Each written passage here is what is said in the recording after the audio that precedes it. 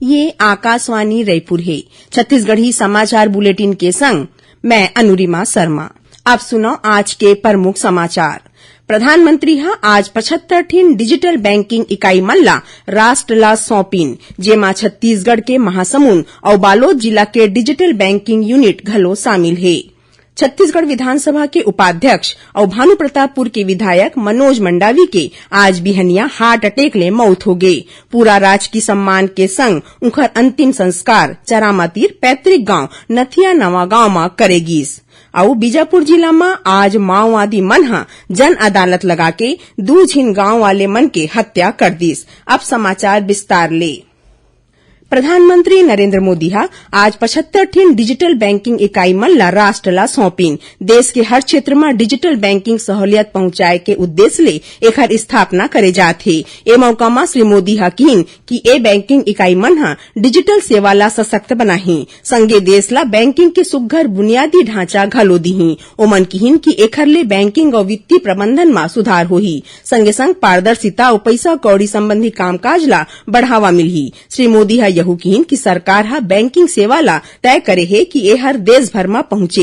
एती छत्तीसगढ़ में घलो वीडियो कॉन्फ्रेंसिंग के जरिया ले प्रधानमंत्री नरेंद्र मोदी 2 ठिन जिला महासमुंद और बालोद में डिजिटल बैंकिंग यूनिट के उद्घाटन करीन। ए मौका में महासमुंद क्षेत्र के सांसद चुन्नीलाल साहू और संसदीय सचिव विनोद सेवनलाल चंद्राकर मौजूद रहीन। महासमुंद आकांक्षी जिला में शामिल अब ए बैंक मन में साल भर 24 घंटा बौरैया मन ला सेवा दे जाही।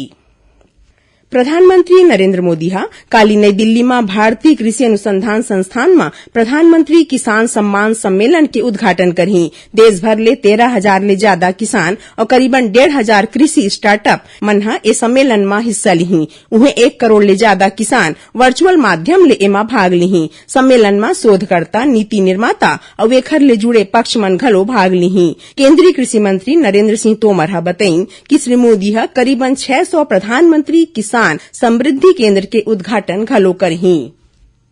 छत्तीसगढ़ विधानसभा के उपाध्यक्ष और भानुप्रतापपुर की विधायक मनोज मंडावी के आज बिहनिया हार्ट अटैक ले मौत हो गई। आज बिहनिया श्री मंडावी ला सीना में दर्द के शिकायत बाद उनला धमतरी के अस्पताल ले जाएगी, जहां डॉक्टर मन उनला मृत घोषित कर दीन। राज्य सरकार श्री मंडावी के निधन पर 1 दिन के राजकीय शोक के घोषणा करे है। राजधानी रायपुर और कांकेर में आज राजकीय शोक रही। उनकर अंतिम संस्कार पूरा राजकीय सम्मान के संग चरामातीर पैतृक गांव नथिया नवा गांव में करेगी। अंतिम संस्कार कार्यक्रम में मुख्यमंत्री भूपेश बघेल समेत मंत्रिमंडल के सदस्य, सांसद, विधायक और जनप्रतिनिधि बड़ भारी संख्या में उपस्थित रहीन।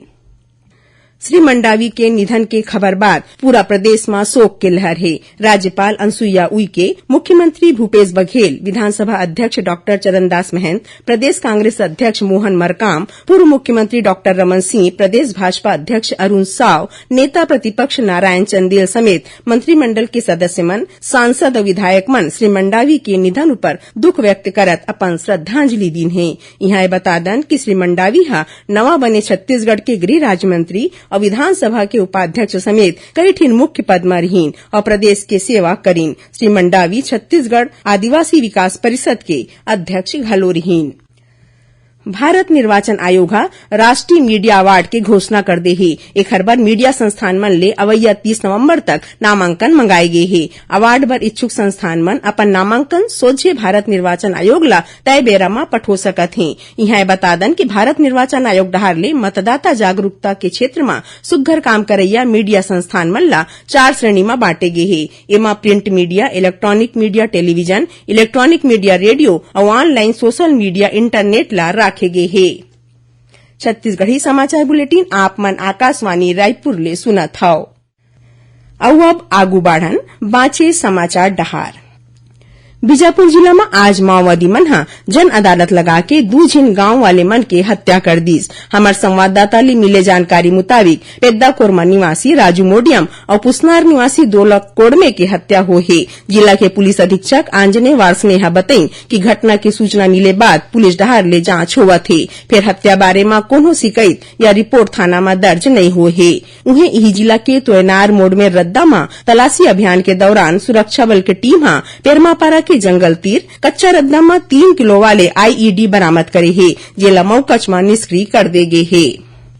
कोंडागांव जिला कलेक्टर दीपक सोनी और पुलिस अधीक्षक दिव्यांग पटेल मोटरसाइकिल में जिला के माओवाद प्रभावित क्षेत्र कुदुर पहुंच के भंवरडीह नदिया में बनत पुलिया के मुआयना करीन। संगे आश्रित गांव गुमियापाल में इंद्रावती नदी और भंवरडीह नदी के संगम जगह के जायजा घलो लीन। ए दौरान कलेक्टर और पुलिस अधीक्षक गवई के मनखे मन ले गोड़बात कर खेती किसानी, राजीव गांधी किसान न्याय योजना के पैसा के भुगतान, लइकवन के पढ़ाई, आंगनबाड़ी केंद्र में महतारी और नान्हे लइका ला पोषण आहार मिलई बारे में घलोक जानबालीन।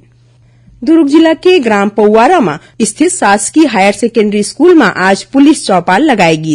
एक कार्यक्रम में पुलिस अनुविभागीय अधिकारी पाटन के देवांश सिंह राठौर पढ़ैया लइका मल्ला यातायात जागरूकता और साइबर अपराध ले बाँचे के उपाय बताइन। कार्यक्रम की शुरुआत में रक्षा टीम प्रभारी संगीता मिश्रा और उनकर टीम पढ़ैया लइका मल्ला महिला सुरक्षा संबंधी अपराध ले बाँचे बर और कानून में माई लोगिन मन ला मिले सुरक्षा के जानकारी दीन। संगे पुलिस डहर ले बनाए गे मोबाइल बर बनाए गे एप्लीकेशन अभिव्यक्ति ला घलो सबो पढ़ैया नोनी मन के मोबाइल में डाउनलोड कराएगी। राष्ट्रीय स्वयंसेवक संघ के अखिल भारतीय कार्यकारी मंडल के बैठका आज प्रयागराज में शुरू हुई।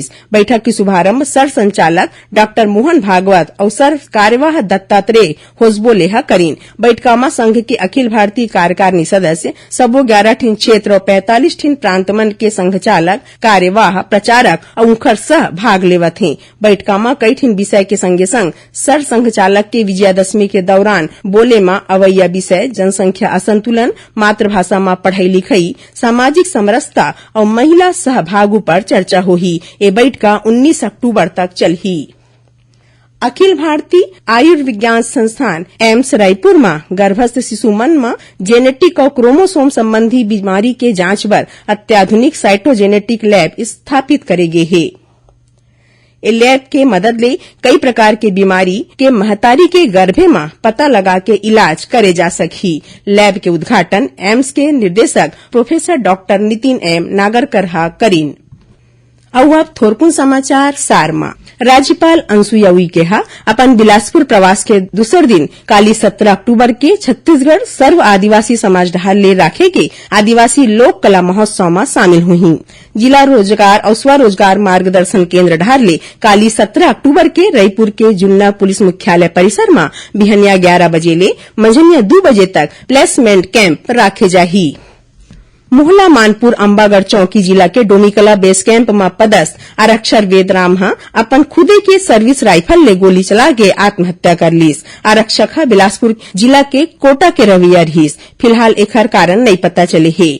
और दुर्ग में गंजपारा के 4 ठीन दुकान मन में आज बिहनिया शॉर्ट सर्किट ले आगी लग गई। ये आगजनी में करोड़ों रुपया के नुकसान होए की आशंका है।